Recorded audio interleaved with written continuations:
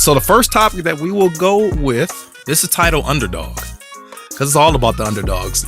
UNC won last night as an underdog. St. Peter's had a great run, the best run ever as a Cinderella as an underdog. So now we're going to think about any NBA terms. Who's an underdog that can make some noise in the NBA playoffs? So if the playoffs began today, so let's base it off of that because we got about a week left. Not much is going to change in terms of playoff seeding. The playoffs began today. I'm asking you guys, BG and Zay, what is the underdog team that can make the most noise? So again, if it began today, we would have a matchup of, in the East, we have the Celtics and the Bulls, 76ers, Raptors. Play-ins will, I guess, be Cavs, Hawks. I'm going to do it. Hornets and Nets. All right. And then on the West, you would have Golden State versus the Nuggets. You would have Mavs versus the Jazz. And then play-in teams would be Timberwolves, Clippers, Pelicans, and Spurs. So I guess we're looking at some of those play-in teams or some of those lower seeds as far as underdogs that can actually make noise in the NBA playoffs, a la the Baron Davis Warriors, who knocked off the Dallas Mavs about 15 years ago as a number 8 seed, knocking off the number 1. So I'm going to go with you guys. BG, we'll begin with you. Give me your top underdog that can make the most noise in the NBA playoffs. Yeah, so I took this a few different ways. I did a little bit of a different approach here. Obviously, if you're talking about strictly underdogs, I mean, the Nets stick out to you in the East. They're in the play-in right now, the 10 seed. Obviously, that's not an underdog. Come on. Yeah, I mean, if you're talking 10 seed, actual seeding, yes, correct. Well, they got KD and Kyrie. Yeah, but then I flipped the script a little bit, and I just checked the updated rankings or the standings, and it's not an underdog story based on seeding, but the way the year's gone and the way they're not really being talked about is I like the possibility of the Celtics making it out of the East. I know they're the 2 seed right now.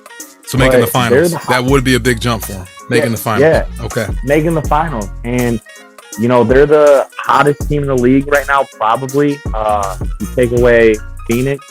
I mean, Celtics are hotter, but Phoenix, I mean, it's hard to beat a team who's only got, less than 20 losses. But they got one of the best duos in the league. Tatum and Brown are establishing themselves as one of the best duos. And they're playing the best defense in the league right now. So, I mean, I'm not going to pick them to win the East, but if we're talking about an unlikely story, I don't think anybody's picking them to come out of the East, but they have a shot. It's going to take a great effort from Tatum and Brown and a great defensive team effort. You got to get through teams like Milwaukee or Philly. Some tough teams out there. Yeah, but they can do it, man. They got the talent. Yeah, and just a kind of an honorable mention. We talked about Toronto on past episodes. Just their championship pedigree. They're sitting right now 6th seed, so I could see them winning a first round game, and then depending on who they get matched up with, they could make the Eastern Conference Finals as well.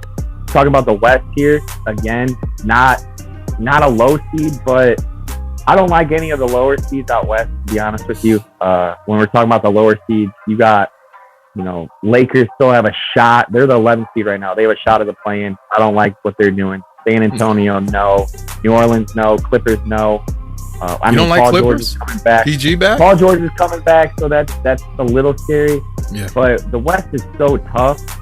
But talk about the 4th seed, the Dallas Mavericks. We talked about them today in our group chat. What Luka's doing? Luka's a top 10 player, maybe. I mean, there's a lot of good guys in the league. I don't know if I say top 5. He's unstoppable. Yeah, he's a beast. I think he's had like 6 straight 30-point games. Yep. I think it's the second most ever in franchise history. He had close to like 16 or 17 assists today. Yeah, he get them big triple-doubles, them supersized ones. He controls the game, and when you have a player that can control a game, we saw, 2 or 3 years ago, he went on a pretty crazy playoff run individually. If he can get some support, which he's been getting from Brunson and other guys, I like them to possibly find themselves in the West finals. I think they can make the West Finals. I think the Mavs can definitely do it. I think they can do it. And if you make it Final Four, you know how it goes. You can make. Yeah, you get there, you never know. So So those are my semi sleeper teams, I guess. Zay, how you feel about that, man? Just about a couple of those teams. Specifically, let's talk about the Celtics. How do you like the Celtics' chances in the East quickly? And then obviously you can go to your top underdog that you like. Yeah, the Celtics, I mean, they're playing well. They're playing hot as of late. 8-2 in their last 10 games, as BG mentioned. So it's one of those things that if you play good at the right time, then hats off to you. Overall in the Eastern Conference, though, I feel as if like all those teams are underdogs, really. If you look at, the entire season, and it's crazy to think that the Nets are going in as the 10th seed, but could very well represent the Eastern Conference in the championship. Right. But basically, I think some teams that do catch my eye, obviously the Nets, because, Kyrie Irving and their ability, just to be a dominant team. But really, the Philadelphia 76ers, they've been teasing with championship pedigree for quite some time, and now they have the opportunity to do it heading into the tournament as a 4 seed.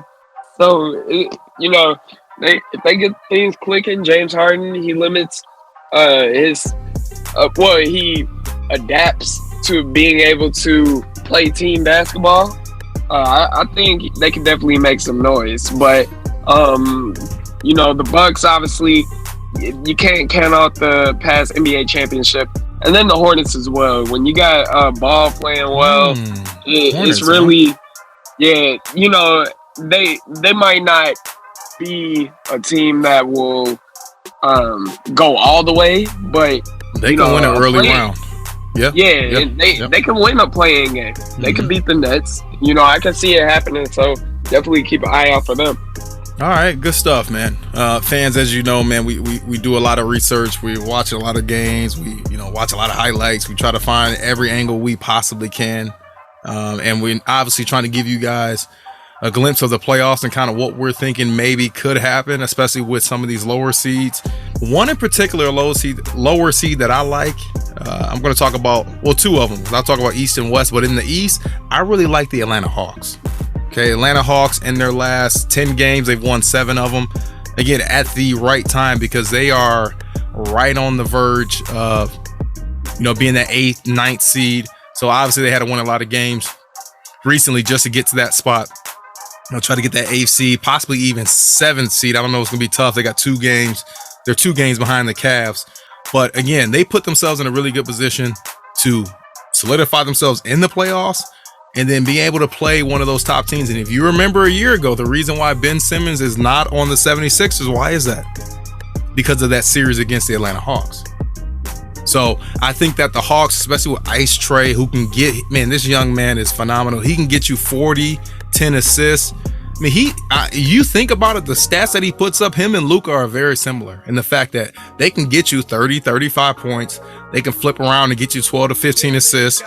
Trae Young's not going to get you the rebounds, but in terms of being able to shoot the 3 from deep, stretch the defense, and then he can make so many plays for his teammates. It's just phenomenal what he can do. So he can definitely be the catalyst to the Atlanta Hawks knocking off one of these top seeds. Because again, if they started right now and they stayed in the 8th spot, they would be playing in Miami Heat. Wouldn't be a great matchup for the Hawks, but again, anything can happen, especially you got all that talent that the Atlanta Hawks have, especially on the wing and their ability to score. And then on the West Coast, man, I got 2 teams, okay? And I know I said I started with 1, then I added 2. Now I'm at 3. But I like the Clippers because PG is back. So that's number 1. Number 2, I really like the Timberwolves because I talked about them before as possibly making noise. I love Cat. I love D'Angelo, right? Russell. And then the young cat they got, his name is escaping me. BG loves him. He always calls him a dog. Wing. Anthony Edwards. Anthony Edwards. Okay. Yeah. You know what he can do.